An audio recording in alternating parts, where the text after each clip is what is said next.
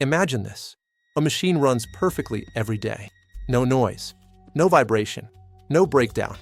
And still one day, boom, an accident happens. Not because the machine failed, but because risk was never assessed. In today's video, I'll teach you how to do risk assessment of any equipment, step by step, with a professional format. Exactly the way top industries, auditors, and safety inspectors expect. By the end of this video, you will be able to prepare a complete equipment risk assessment document on your own. Let's begin. Risk assessment is not paperwork. It is accident prevention in advance.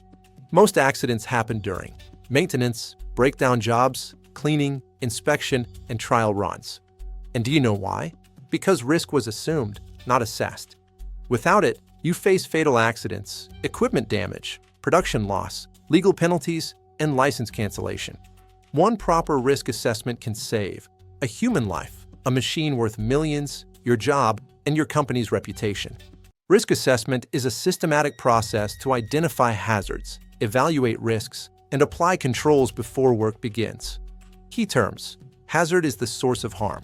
Risk is probability times severity. Control measure is the action to reduce risk. Now, the golden formula. Risk equals likelihood times severity. If you remember only one thing from this video, remember this formula. Risk assessment is not optional. It is legally required. Common global references include the Factory Act, ISO 45001, OSIS, and internal company SOPs. During audits, the first document asked is, "Show me your risk assessment." If an accident happens and risk assessment is missing, responsibility goes directly to management and maintenance. There are four main types of risk assessment you need to know. 1. General risk assessment for plant-wide hazards. 2.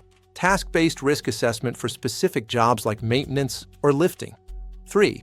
Equipment risk assessment, which focuses on machine-specific risks. And 4. Advanced versions like HERA or JSA.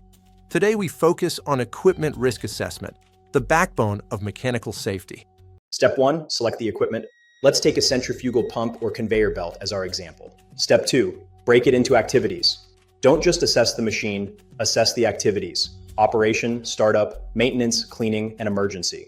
Step 3, identify hazards. Look for rotating parts, hot surfaces, electrical shock, and stored energy. Be honest or the assessment is fake. Step 4, identify who is at risk.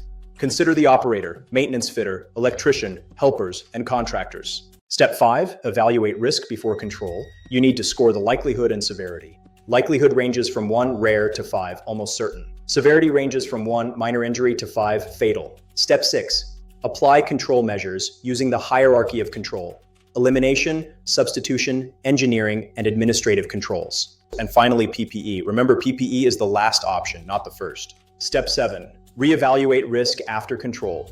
Risk assessment is complete only when residual risk is acceptable. Now let's explain the risk matrix scores. Scores 1 to 5 are low risk, 6 to 12 are medium risk, and 15 to 25 are high risk. If risk is high, work must stop immediately until controls are implemented. Now the professional format. This is what auditors want to see. It includes 15 key columns, starting from equipment name and hazards, moving to risk rating, and finishing with residual risk and remarks. This format works for ISO audits, safety inspections, internal reviews, and legal documentation. Finally, avoid these common mistakes. Don't just copy-paste, don't rely only on PPE, and never forget reevaluation or signatures. Instead, follow best practices, involve the team, do a site walk down, and score realistically. Machines can be replaced, production can be recovered, but human life cannot. Risk assessment is not a formality, it is a responsibility. If you found this useful, like, share, and subscribe to Simple Guyane. Stay safe.